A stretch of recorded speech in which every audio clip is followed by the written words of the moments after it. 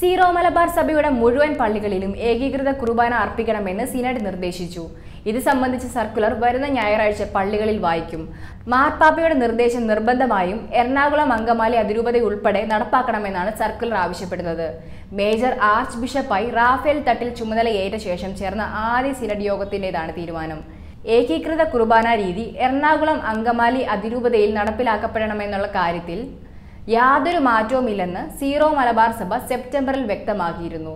Christmas മുതൽ ഏകീകൃത കുർബാന നടപ്പാക്കണമെന്ന് അതിരൂപതയ്ക്ക് മാർപ്പാപ്പ കർശന നിർദ്ദേശം നൽകുകയും ചെയ്തിരുന്നു.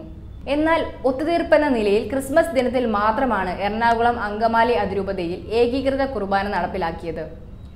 ഇനിയും നിഷേധം തുടർന്നാൽ കർശന നടപടി ഉണ്ടാകുമെന്ന് മാർപ്പാപ്പ ഓർപ്പിച്ചിരുന്നു. എതിർപ്പിനുള്ള ചില കാരണങ്ങൾക്ക് കുർബാനയർപ്പണമായോ ആരാധനക്രമവുമായോ യാതൊരു ബന്ധവുമില്ല എന്ന് തനിക്കറിയാമെന്നും മാർപ്പാപ്പ പറഞ്ഞിരുന്നു. അവ ലൗകിക കാരണങ്ങളാണ്. അവ പരിശുദ്ധാത്മാവിൽ നിന്നും വരുന്നവയല്ല. അവ വരുന്നത് പരിശുദ്ധാത്മാവിൽ നിന്ന് അല്ല എങ്കിൽ മറ്റിടങ്ങളിൽ നിന്നാണെന്നും മാർപ്പാപ്പ പറഞ്ഞിരുന്നു.